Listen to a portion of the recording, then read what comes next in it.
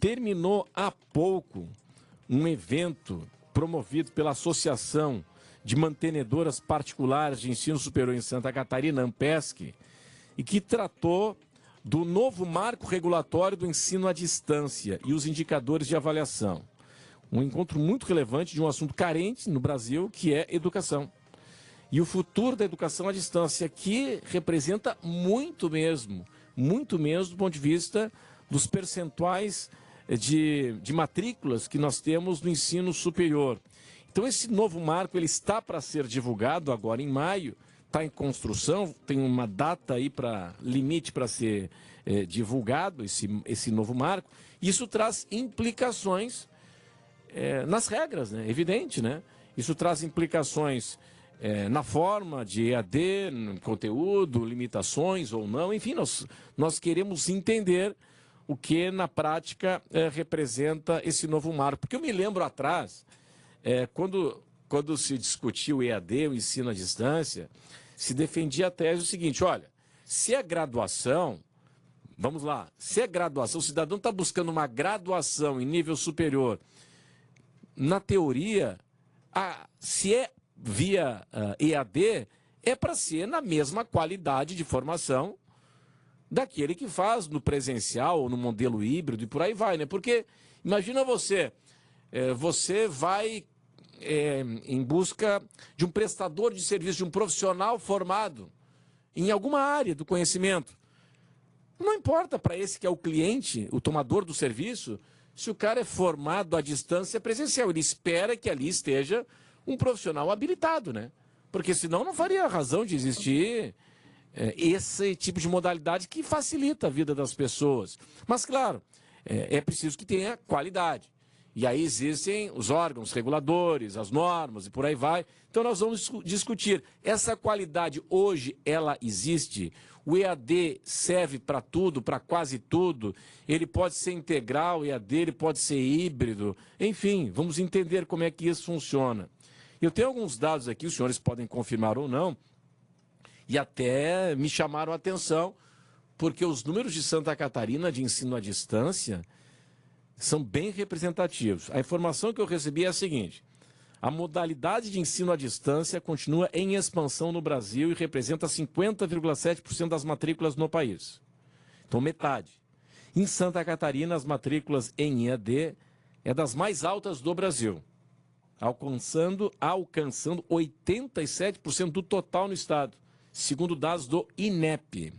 Bom, nós vamos tratar disso a partir de agora, agradecendo a presença aqui dos nossos convidados, que nem almoçaram, saindo direto do evento. Então, agradeço aqui a Verusca, a gentileza de viabilizar aqui o nosso programa.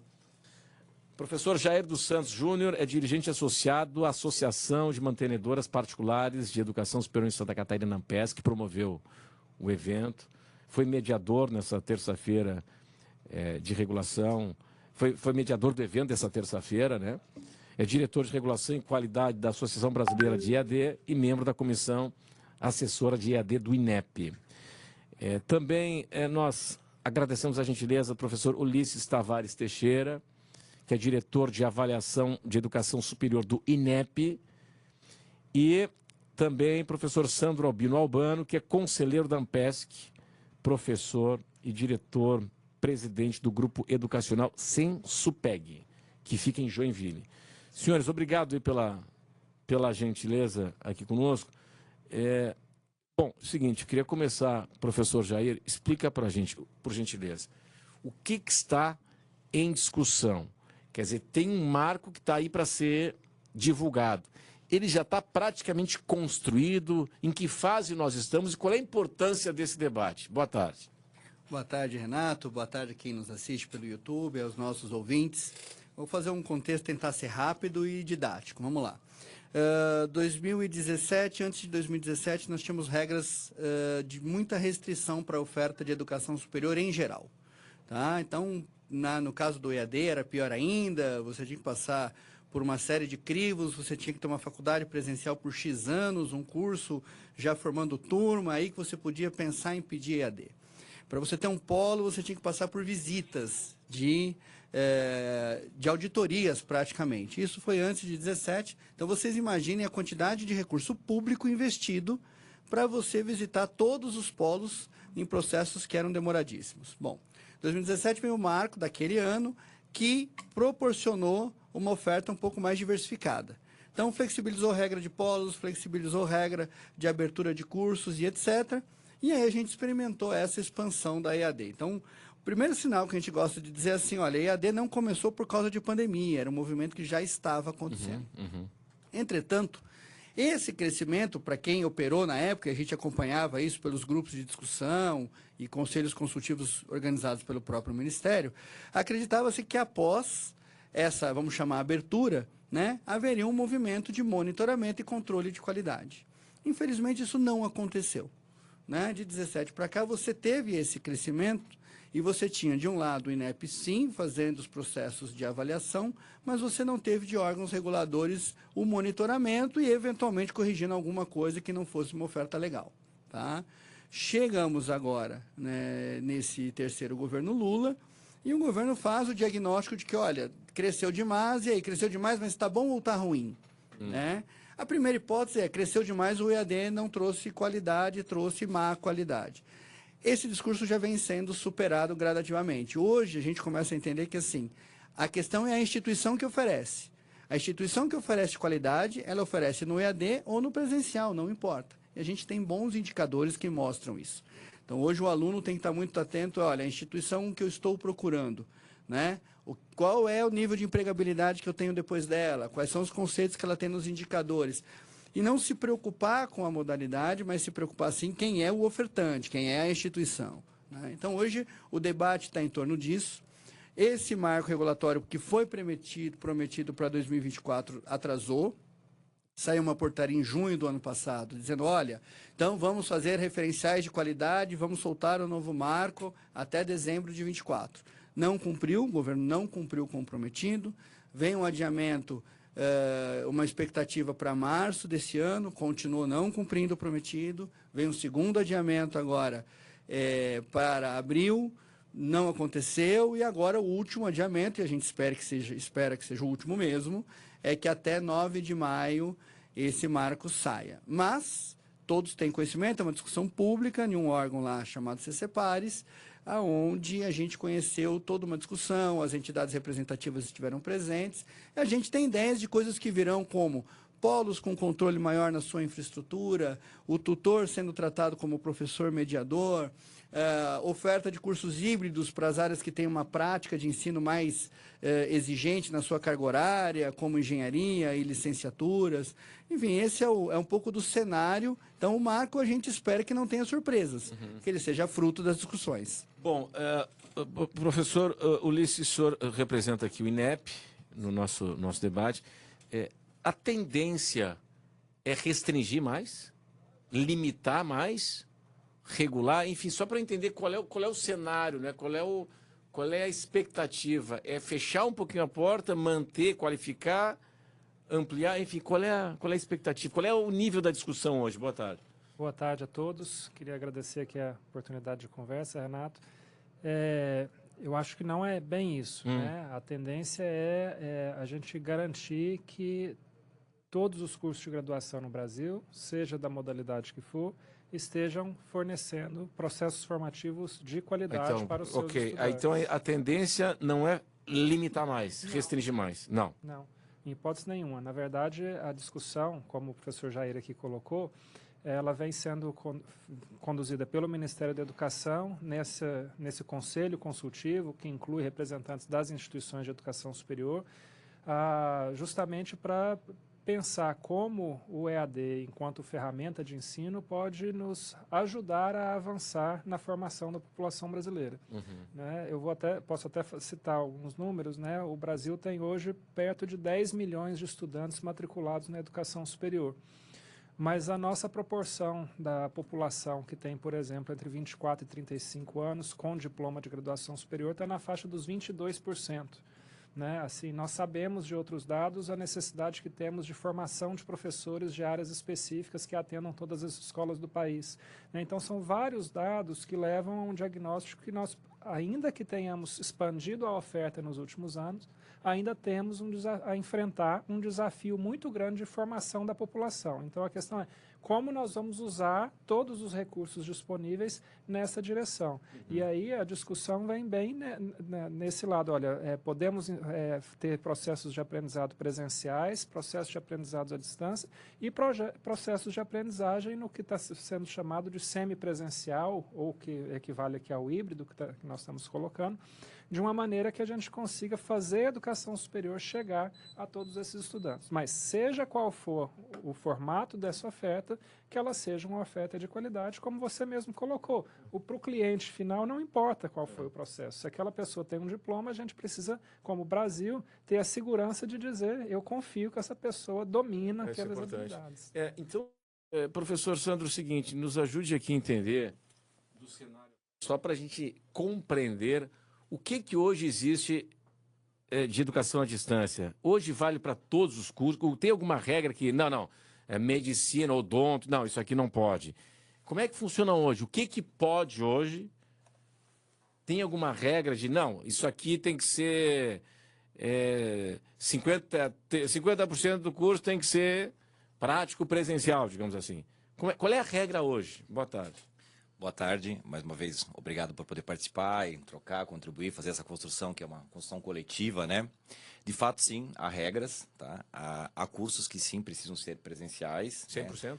Como o curso da medicina, no meu caso, eu tenho desde o curso da medicina Há uma regra geral em que para os cursos EAD, eu posso aplicar até 40% de presencialidade. Hoje é a regra atual. Tipo, até 40% tem que ser presencial? Não, há essa possibilidade. A possibilidade, tá. Isso, há essa possibilidade, né?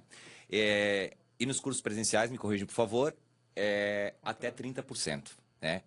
Essa é a lógica, né? 40% também.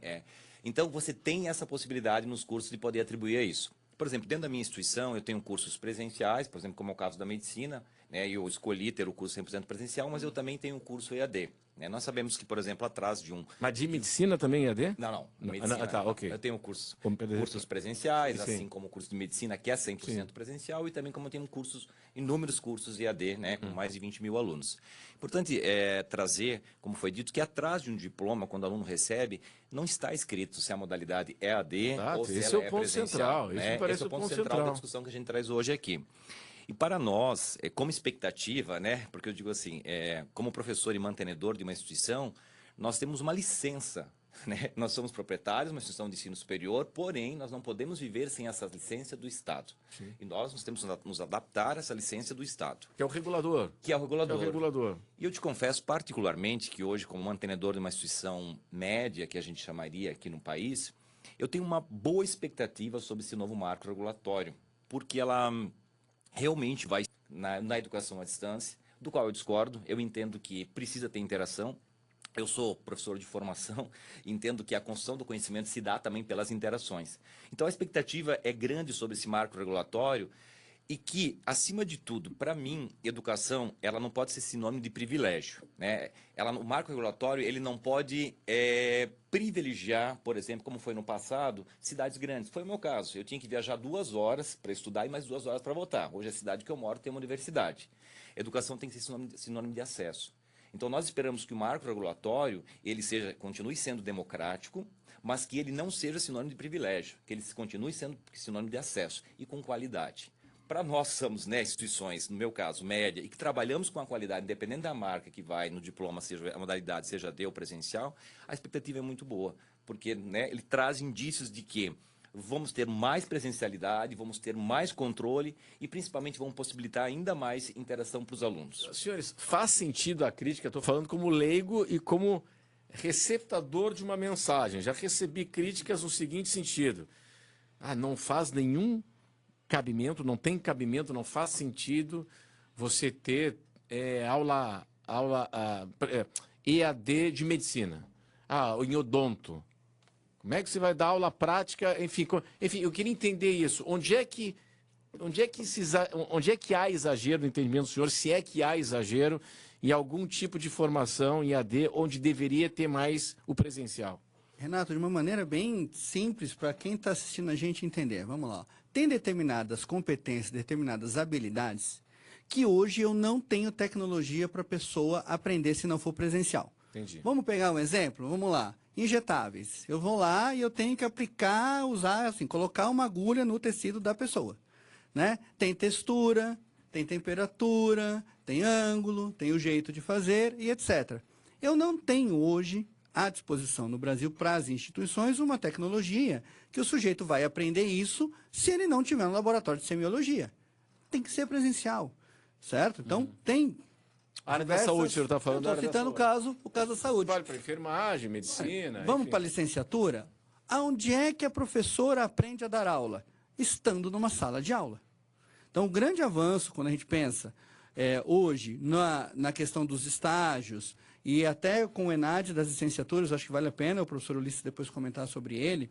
Quando você fala hoje de algumas exigências de presencialidade, você está falando disso, olha, o aluno de pedagogia aprende a pedagogia na sala de aula, não tem como escapar, tá? Assim, mas a carga horária tem que ter um enrijecimento, tudo que enrijece, toda vez que o Estado enrijece, ele está criando dificuldade para alguém e facilidade para outro alguém. E aí precisa entender qual que vai ser o resultado disso. Qual é o resultado desse marco? Vai ser um marco que vai favorecer a concentração do mercado? Ou vai ser um marco regulatório que vai favorecer a diversidade de empresários e de instituições para trazer pluralidade e aí sim o crescimento e a inovação? Eu acho que tem um pouco desse pano de fundo. Mas para o sujeito que está lá em casa ouvindo a gente, é pensar nisso, né? Pedagogia se aprende, dar aula se aprende na sala de aula. Aprende a aplicar uma injeção, você tem que estar num laboratório, ainda que não é um tecido humano, mas você tem que estar no lugar que você está experimentando a textura. Tem a séria discussão do curso de Direito. Será que eu realmente preciso proibir ou... Não é proibido o direito EAD no Brasil, mas o direito EAD do Brasil não acontece. Será que precisa? Não acontece? Não acontece. Você Olha não... só, Se uma não instituição der entrada... Acontece por algum motivo especial, resistência da UAB, não sei. Olha, eu diria que tem forças políticas. Há anos, há diversos governos sucessivos. O Lula entrou no governo, saiu do governo, voltou para o governo. Vou dar um exemplo, só porque é o presidente de plantão, não tenho nada, Sim. não estou rotulando nele. O Temer passou por aí, o Bolsonaro passou por aí. O direito EAD não é aprovado. Agora, aqui é curioso, né? Vou fazer aqui de novo lá, uma percepção do leigo. Que é como é que pode, então, você ter um curso na área da saúde, uma enfermagem, onde o cara faz, ou parte do curso, a integralidade, no EAD, e o direito, que é mais no campo teórico, Sim, não é isso mesmo. possível. É então isso é um negócio meio estranho, né? É isso mesmo, é isso mesmo. Então você vê às vezes que o que acontece no Brasil, essas políticas, elas têm sido políticas de governo. Ainda que nós tenhamos o INEP como uma autarquia, como um órgão de Estado, essas políticas carecem, né, de ter uma política de Estado, uma política longeva. Senão você fica refém. Para EAD né? existe bolsa também? Não. Não? Ah, não tem? FIES não é possível, aqui em Santa Catarina Não. o Fundes não permite para EAD. Qual é a explicação para isso? Mas Eu qual é o acho sentido ainda- da bolsa? A bolsa é para ajudar alguém que não consegue pagar. É. Se de repente o cidadão que trabalha bastante e tal, para ele seria mais fácil se formar, conseguir uma graduação via EAD, por que ele é discriminado? Não sei se os senhores consideram assim. Essa é uma longa Estranho discussão, isso. né? Nenhum tipo de bolsa? Como o professor Jair falou, nós temos muitas políticas, falando aí política nacional, enfim, né? Políticas de governo. Eu, particularmente, eu tenho um aluno lá de um ticket médio de medicina que vai pagar em torno de 10.800, que é a mensalidade atual. Mas eu também vou ter aquele aluno que vai pagar R$300. Mas muitos dos meus alunos que pagam R$300 é exatamente aquele aluno que ele é um atendente no posto de gasolina, ele é um caixa de supermercado. Então, quando você olhar esse R$300 dentro do orçamento dele, faz uma diferença muito Mas grande. para qual curso esse 300 Aí eu tô reais? falando assim, esse eu falaria para um curso, por exemplo, um tecnólogo, né? Sim, entendi. Gestão financeira, um processo gerenciais, né? Ou um serviço social que hoje é 420 reais, por exemplo. Então, assim, é esse perfil de aluno mais carente, que tem uma vulnerabilidade econômica, ele precisaria sim de uma bolsa. Né? Então, mas essa é uma grande discussão que, infelizmente, a gente não vai dar conta de resolver. Quais são aqui nesse os momento. cursos mais demandados na área do EAD? Quais são os cursos que mais existem de EAD, que maior quantidade de alunos? A administração, pedagogia, são cursos grandes na área do EAD. Tecnólogos. E esses conseguem ser 100%...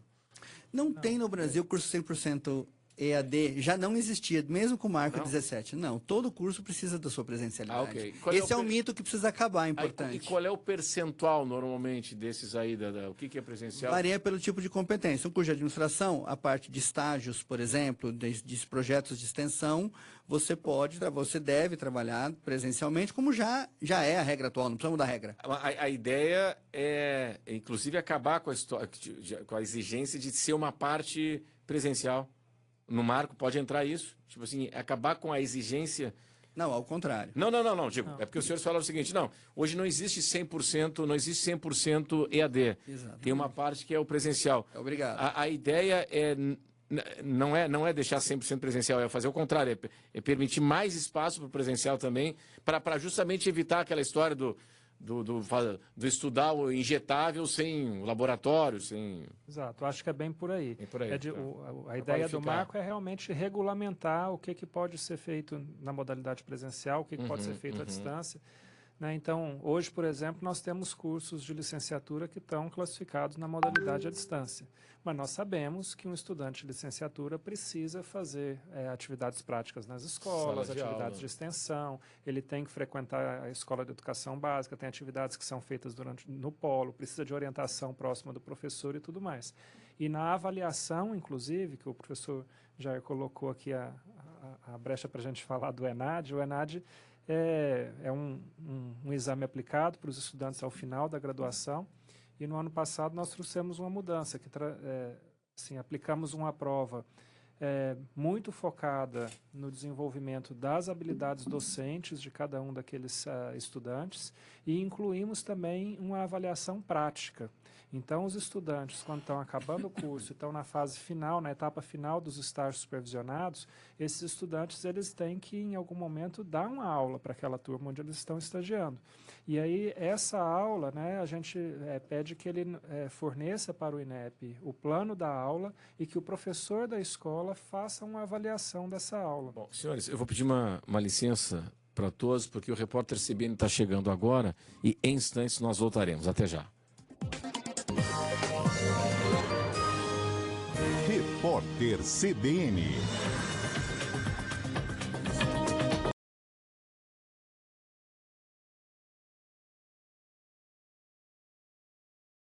E aí, turma, de volta na CBN Floripa e o nosso Conversas Cruzadas. Hoje a gente está falando sobre algo que é super importante, que é o seguinte: ensino superior, graduação. Se a gente pegar aí com os países envolvidos, nosso percentual da população que tem nível superior é baixo, o percentual de gente que está matriculada é baixo, enfim. Aí lá atrás se teve a ideia de ampliar para permitir mais oferta, democratizar e tal, através do ensino à distância, que é para ser no mesmo nível, é isso que se espera, né? Do presencial à distância, é graduação, com instituições sérias e tal, e é para entregar a mesma qualidade.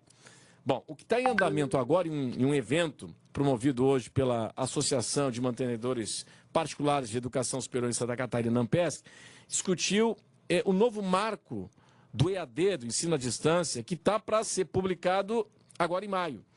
O que muda na prática? A ideia é trazer mais qualidade, é garantir essa qualidade.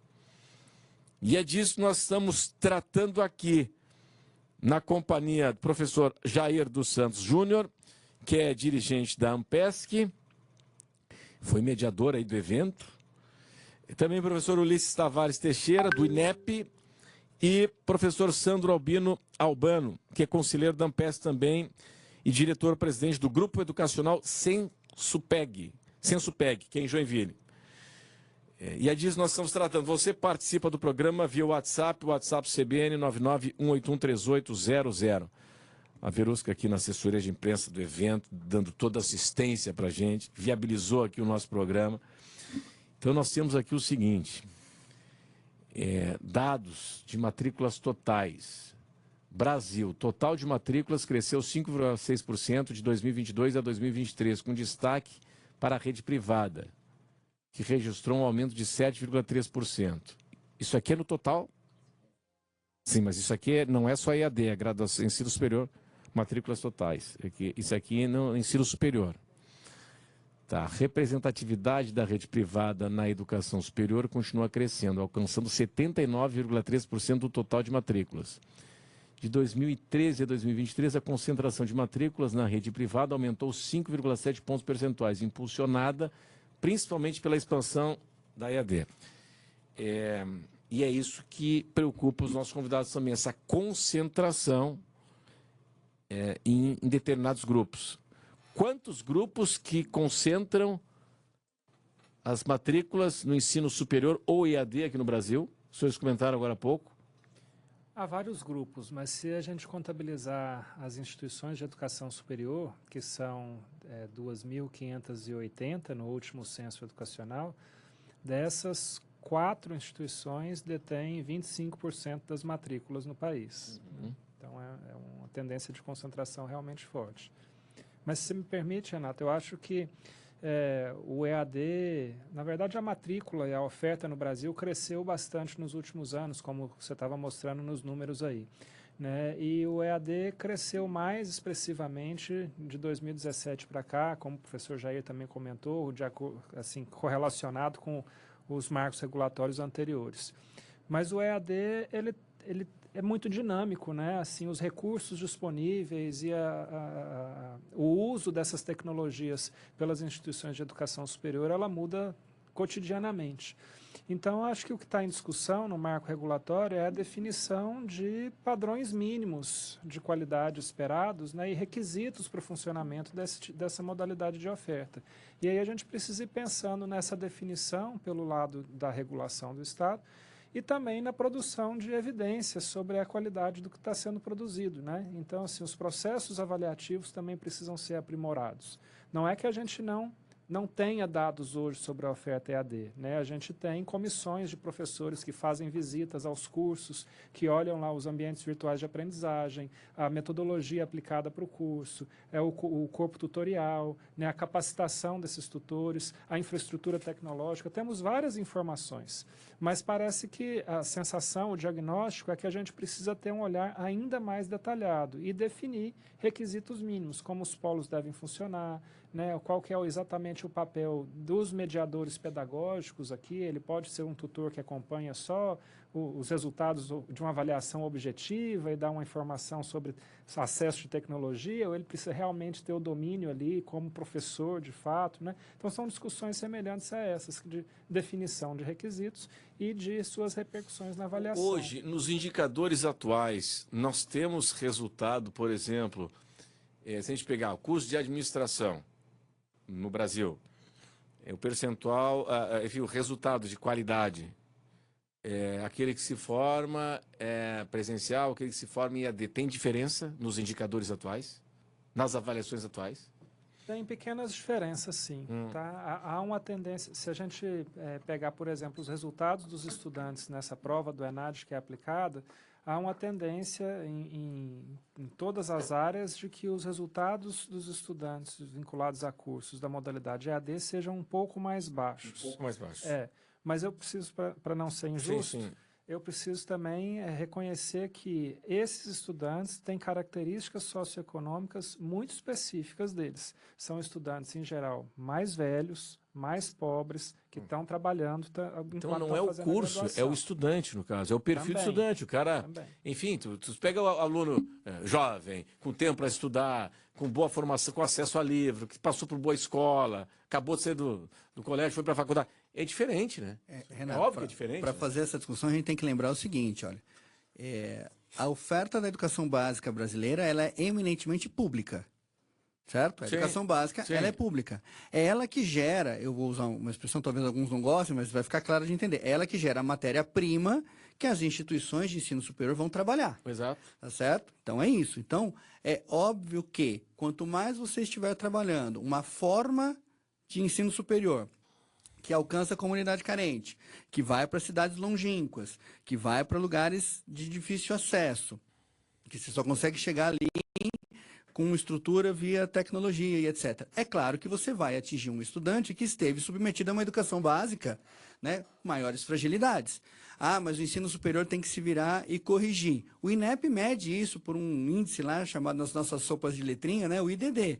Né, onde ele mostra que muitas vezes a instituição tirou um 3 na sua avaliação, que é a nota média, mínimo ali para passar, né? Mas assim, o que ela mudou no aluno foi muita coisa, né? A matéria que ela recebeu e o que ela entregou. Então, a gente precisa superar um pouco essa preocupação, às vezes, não, porque o índice final do EAD é menor. Você tem que ver o que ele agregou naquele estudante. E aí o impacto da modalidade à distância, ele é gigantesco, ela é transformadora, né? É por isso que eu volto. É sempre bom a gente olhar assim, quem é a instituição, e a sociedade tem mecanismos que às vezes nem precisa dos nossos grandes indicadores para ver, né? Basta ver pelo trato do aluno, pela aquilo que acontece na aula, quem é sério e quem não é sério. Né? É isso que precisa separar. Perfeito. Eu acho que você trouxe uma questão central, Renato, que vale contribuir com a reflexão. Nós sabemos que, historicamente, quando a gente for olhar as universidades públicas, as universidades particulares, historicamente, a universidade pública, quem tinha acesso eram muito menos os alunos oriundos de uma escola pública.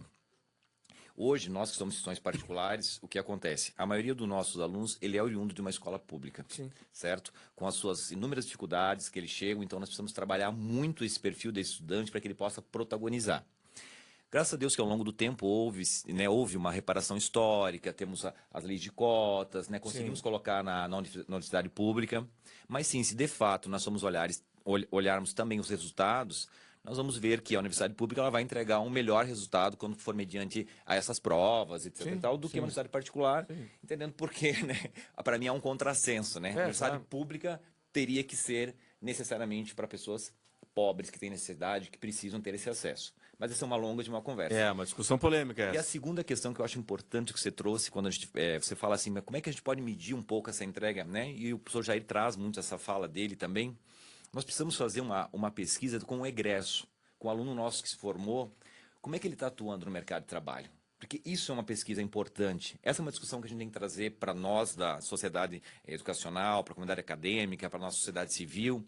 Como está o papel do nosso aluno egresso que se formou? Como é que ele está dentro da sociedade? Como é que está o seu nível, mais do que emprego, né? Como é que está o seu nível de empregabilidade? Ele consegue se manter nesse emprego com as competências? Né? Porque uma coisa é o emprego, uma coisa é garantir o seu emprego lá, CLT. Agora, a empregabilidade dele. Ele consegue se manter por meio das competências, habilidades, atitudes que ele desenvolveu dentro da universidade?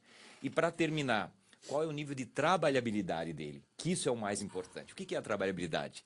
É como ele consegue gerar serviço para a sociedade através do seu empreendedorismo. É, claro. E isso nós precisamos fazer urgentemente como sociedade. Porque nós aí não ficamos apenas, né, através de medidas ou indicadores que às vezes são unilaterais, mas que a gente pode realmente medir de que forma ele está atuando e levando isso para a sociedade e transformando a sociedade. Mas você sabe que falta... Desculpa, Renato, mas eu sou um defensor de fazer essa análise do concluinte, né?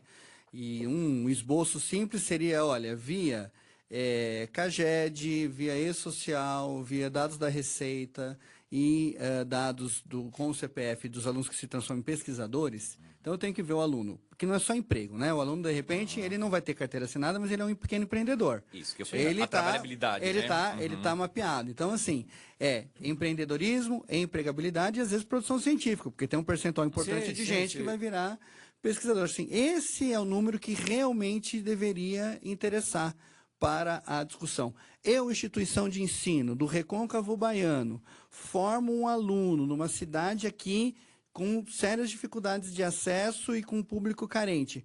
Esse cara, quando ele terminou com o diploma dele, qual foi o impacto na vida do sujeito? Né? E aí você vai descobrir que, independente da modalidade, você vai ter as instituições, e por isso que eu sempre defendo as instituições pequenas e de interior, elas mudam vidas de pessoas. Sabe? É fácil eu pegar um aluno na região do Paraíso, ali da cidade de São Paulo, né? Um pessoal de elite, e achar que eu estou impactando, que eu estou produzindo um cara de elite. Ali está fácil. Mas vai para o interior do Brasil, né? E fazer um cara que, de repente, assim, vai ser a moça que vai ser professora na escola ali, formada em pedagogia, de um curso à distância, mas o impacto na vida dela, e ela ser alguém para dar aula ali no município e não se permitir um apagão, Sim. né, é fundamental. Sim. Turma, vamos fazer o seguinte. Ô, Jeff, aquele intervalo e daqui a pouco a participação do ouvinte CBN aqui no WhatsApp CBN 991813800 e também, se preferir, no YouTube. Até já. A participação do ouvinte CBN aqui no nosso Conversas Cruzadas, hoje falando de ensino à distância. Vem aí o marco regulatório do ensino à distância, que será publicado agora em maio. E teve um encontro hoje aqui em Florianópolis, promovido pela Associação de Mantenedoras Particulares de Ensino Superior, a ANPESC, aqui em Santa Catarina, tratando esse assunto que é super importante. Jeff William, a participação do ouvinte CBN. Oferecimento: Sindicato dos Médicos do Estado de Santa Catarina. Médico filiado é sindicato fortalecido. Giovanni Gomes pergunta, professor Jair, a responsabilidade da instituição com a oferta é fundamental, como o senhor falou. A qualidade dos cursos, corpo docente e tal. O senhor acha que é fundamental no final mesmo? E parabéns aí pelo debate, por aí vai. Perdão, repete para mim. Vamos lá, então ele diz aqui o seguinte, o Giovanni Gomes é do Instituto IPOS, especialização em Florianópolis e tal, então ele diz assim, professor Jair, a responsabilidade da instituição com a oferta é fundamental, como o senhor falou. A qualidade dos cursos, corpo docente, o senhor acha que isso é fundamental no final mesmo? Entendi, o professor Giovanni está falando da importância do corpo docente, né? Do quadro Sim. docente. É decisivo. Sim. Né? Tanto que uma discussão interessante do novo marco regulatório está tratando da figura do tutor e de chamá-lo de professor mediador. Deixando claro que, assim, é profissional de educação, é profissional de ensino. Né? Então, não é um professor de segunda linha, é um professor. Então, a questão do quadro docente, da formação dos professores, da experiência profissional dos professores, no final das contas, tentando entender a ideia do meu colega aí, do Giovanni, um grande abraço para ele, é exatamente essa. O corpo docente ele é decisivo. Né? Ele é decisivo para esse processo de aprendizagem. A inteligência artificial dá muito mecanismo para a gente, mas não vai substituir o professor nunca. É isso aí. Aqui tem dados para a gente finalizar o programa do EAD em Santa Catarina. A rede privada concentra 99,6% das matrículas EAD no estado. Nos cursos presenciais, o índice é de 68,1%. Entre 2021 e 2022, as matrículas em cursos presenciais caíram 7%, 5% na rede privada. No EAD, o aumento no período foi de 10,9%, 11,2% na rede privada. 73,5% dos calouros em 2022 entraram em curso EAD. Nos cursos presenciais, houve um aumento de 7,2% no número de ingressantes. 8,9% na rede privada, e no EAD o aumento foi de 17%. Então a curva é mais para cima no EAD. 54 mil estudantes concluíram graduação em 2022. No estado, 50% cursos EAD. Nos presenciais houve uma queda de 11% dos concluintes. A evasão é maior no presencial ou no EAD? Ou tem diferença? No EAD tende a ser maior. No EAD tende a ser maior. Aí imagina em função das características socioeconômicas, sim, inclusive, do estudante. Da frustração perante o curso e tudo mais. Entendi. Então, no EAD houve um decréscimo de 27%, de 2,7%, melhor dizendo, e 1,8% na rede privada. Então é isso. Senhores, obrigado aí pela gentileza aqui na presença no programa de hoje. Esse marco, o marco regulatório, tem data para ele ser publicado? Tem uma portaria em vigor que promete até 9 de maio. 9 de maio, é isso? É a expectativa de todos. E deve impactar muito o setor. Deve impactar. Senhores, obrigado aí pela gentileza aqui na presença no estúdio. Uma curiosidade, já que a gente está falando de educação, já comentei bastante sobre isso. O professor Irineu de Souza, que é o reitor da Universidade Federal de Santa Catarina, há questão de um mês, chamou a imprensa para dizer o seguinte: o orçamento da UFSC aprovado no Congresso Nacional, sancionado pelo presidente Lula, ele garante o funcionamento da universidade até outubro. Tanto é que a UFSC está revisando mais de 200 contratos, cortando diária, revisando o contrato com terceirizados e tal. Então a universidade não tem grana para funcionar depois de outubro.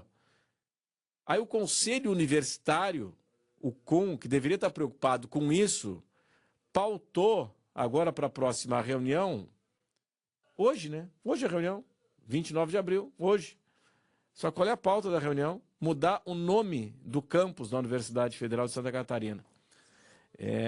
Quer mudar o nome, né, do fundador da universidade, o ex-reitor João Davi Ferreira Lima, porque tem a comissão da verdade e tal, que analisou que o professor teria, foi a conclusão da comissão da verdade, enfim, ou foi conivente com a ditadura. Poxa vida, olha, tem tanta coisa para se preocupar. A preocupação a meu juízo, a preocupação do Conselho deveria ser em garantir os recursos para a universidade ter vitalidade para continuar o ano letivo e tocar até o final do ano. Essa deveria ser a preocupação da universidade hoje, ou do Conselho Universitário.